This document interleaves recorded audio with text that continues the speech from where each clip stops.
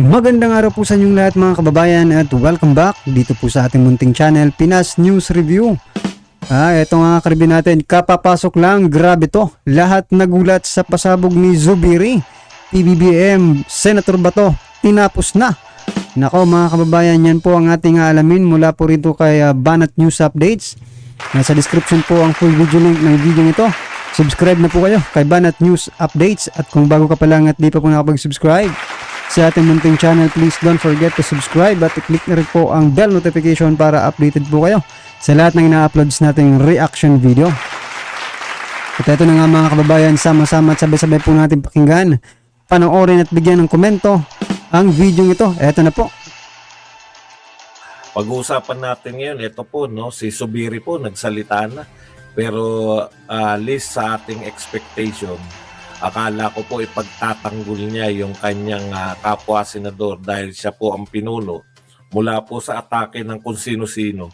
Aba, isa pa po siya sa parang bumibira sa sinasagawang PDEA leaks investigation ito ni Senator Bato.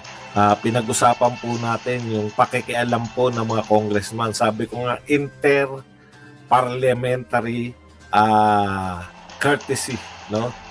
Tila yung mga congressman natin, hindi na nga po iginalang si Senator Bato. Meron pa pong gusto pa pong diktahan ng kanyang mga gagawin, no? Itong si Senator Bato. Alam niyo, ang panawagan ko kanina,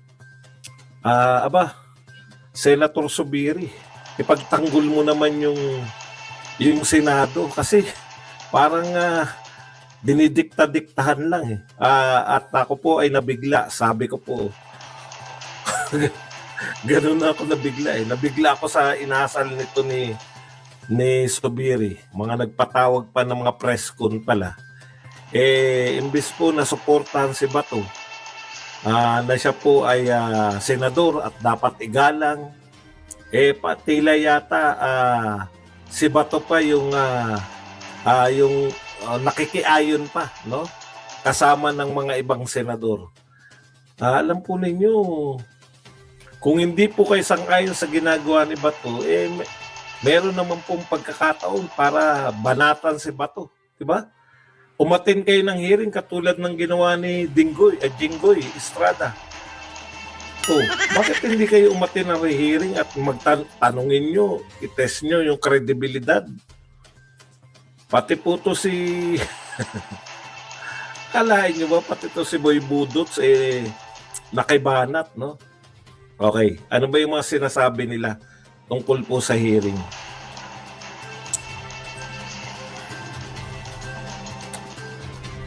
Ito po ang sinabi ni Zubiri tungkol po sa hearing, no? We were monitored...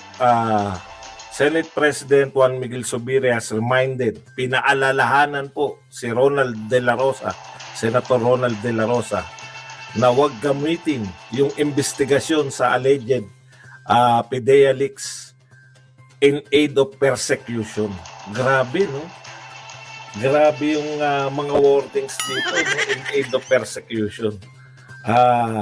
Huwag daw gamiting political, no? Persecution.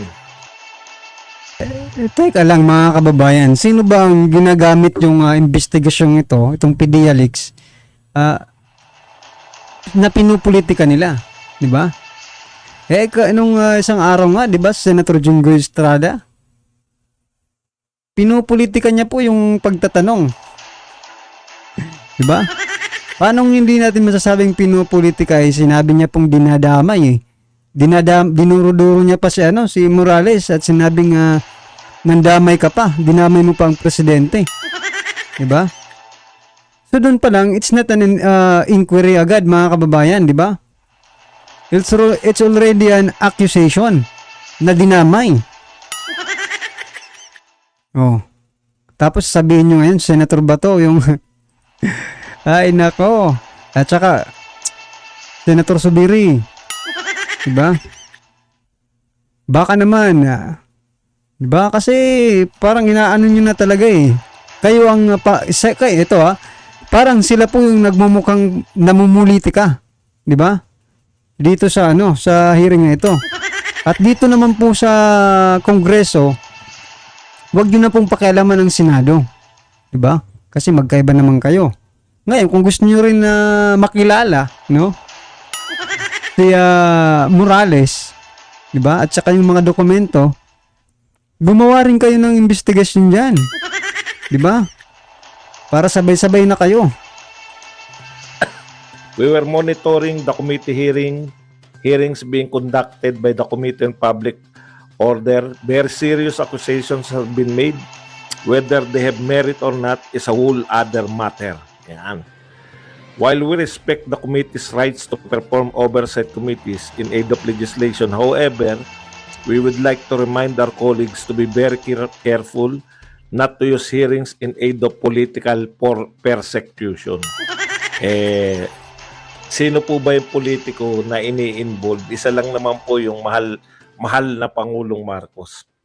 Ang point ko dito, ang lakas nyo naman magsalita ng huwag gawing, huwag gawing ano ba yun, Inday Bidak? Ano yung mayana lang? Pamumuliti ka. May message.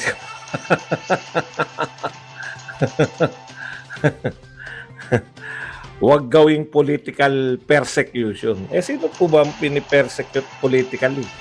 Nanonood po yung mamamayang Pilipino. Kayo po.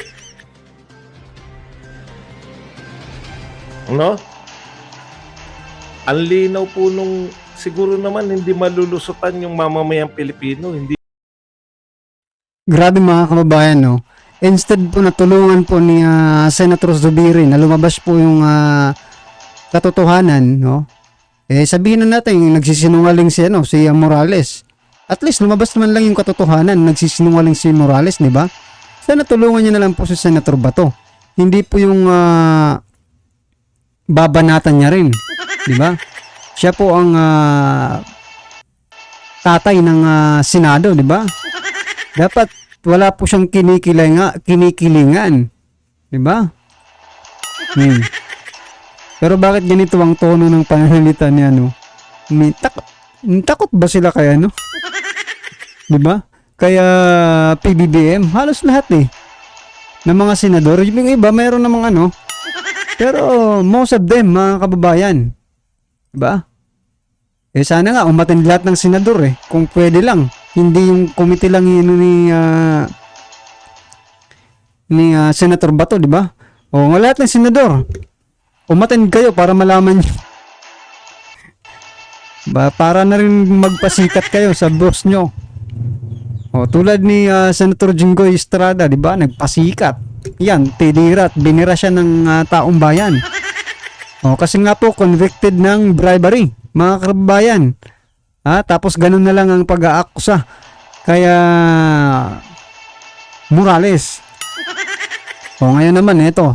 Senate President, mga kababayan, parang wala na talagang kakampi dito si Hindi naman sinasabi natin na kampihan nyo si Morales, maging patas lang kayo, diba? Para sa bayan.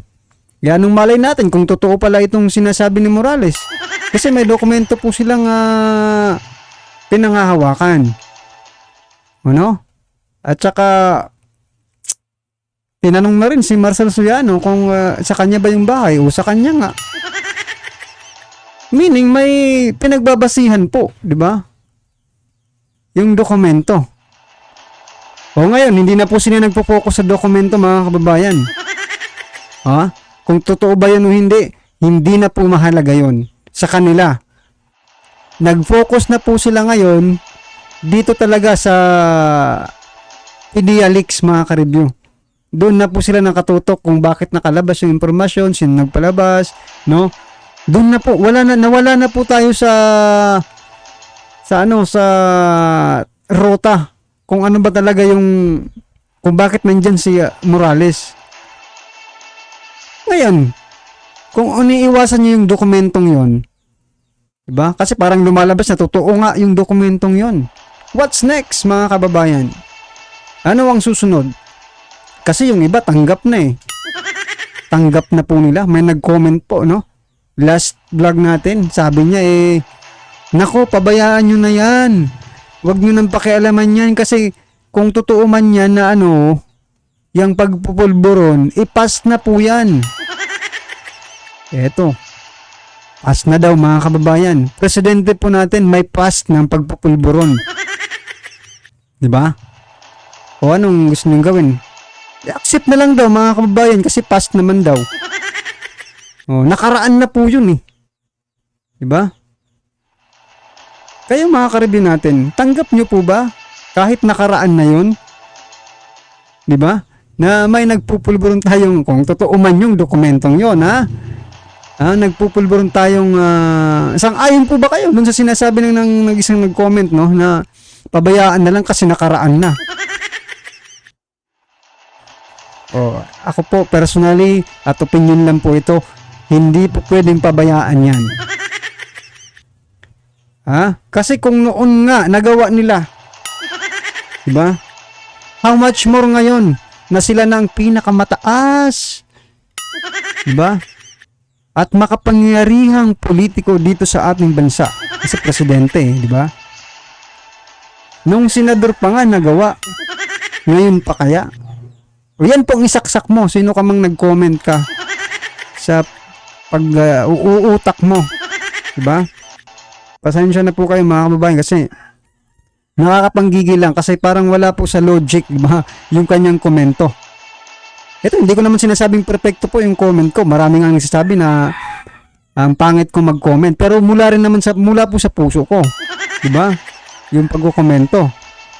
Siguro ko yun din ang mula sa puso niya. Sa bagay, mula rin siguro sa puso niya, tanggap niya na meron tayong nagpupulburon, diba? Pero nga mga kababayan, hindi po pwedeng pabayaan yan. Kahit nakaraan pa yan. Diba? Ikaw, depende po yan sa inyo.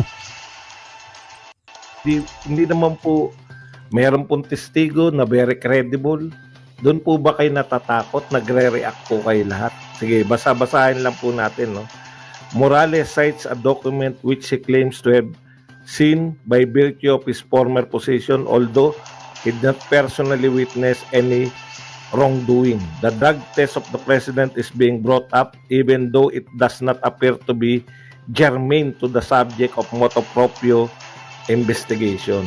Pinapalagan ni Zubiri yung mga nagka-come up, no? Na resulta po ng investigasyon. Ito lang mga kababayan, no? Okay. Isingit ko lang po, no? Kasi may napanood po akong video, ambush interview kay PBBM. Tinatanong po kung anong reaction niya doon sa pag-attend ni Maricel Soriano sa alleged na pag-kukukani. Yan. Yan. Ano po ang kanyang reaksyon? Ang nakalagay po doon tinawanan lang, no? Tinawanan po ni PBBM yung tanong na yon. Hindi niya po sinagot mga kababayan na wala akong pakialam, di ba? Tinawanan niya lang po yung tanong. Nagtawanan lang po sila. Hindi niya po dininay. Yung ano na yon, tanong sa kanya. Well, ang pumasok sa isip ko mga kababayan, bakit naman tatawanan niya lang yung tanong? Napakaseryoso po niyan, di ba? Ibig sabihin lang po mga kababayan, talagang sa palagay nyo, sa palagay ko po talagang umiiwas po, no, sa mga ganitong tanungan. Kasi pati mainstream media, ilag na ilag din na itanong ito kay PBBM, no? May mga ilan na nagtatanong kasi lumabas naman si Maricel Soriano. Pero nung nakaraan, di ba, wala pong lumalabas na balita sa mga mainstream media. Ngayon na lang to, na latest na. Kasi nga po, inibitahan na po si Maricel. Doon po sa nagtanong, sa pagtatanong kay PBBM, ano pong, kung ikaw, di ba, kung ikaw po yung nakapanood doon, na tinawanan lang po yung question na, di ba, sana magbibigay man lang ng komento, tinawanan lang.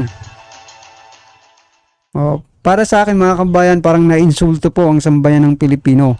Yan ay opinion ko lang po kasi parang ganun po yung lumalaba. ano sa akin impact, 'di ba? Bakit 'di ba ang isang presidente dapat transparent po siya sa sambayan ng Pilipino? Kung may itatanong sa kanya, dapat sagutin niya kasi for transparency. Kung wala ka namang ano doon, hindi ka naman affiliated, mga kababayan, kung wala namang ganun, sa palagay mo na walang ganun, hindi sabihin mong wala, 'di ba? At least alam ng taong bayan kung ano talaga ang iyong side. Pero dahil sa tinawanan lang yung question, it tells something, mga kababayan. Kung ano man yung something na yon, ikaw na po ang nakakaalam noon, di ba? Kasi magkakaiba-iba naman tayo ng opinion Oo. Well, anyway, mga karibin natin, ano man po ang inyong opinion, komento at reaksyon dito sa video ito. I-comment lang po sa baba para at alam po ng ating mga kababayan ang inyong pong nararamdaman patungkol po sa video ito, right? Kung bago ka pa lang at di pa po nakapag-subscribe sa ating munting channel, please don't forget to subscribe at i-click na rin po ang bell notification para updated po kayo sa lahat ng ina-uploads nating reaction video. Yan, mga kababayan, maraming salamat po.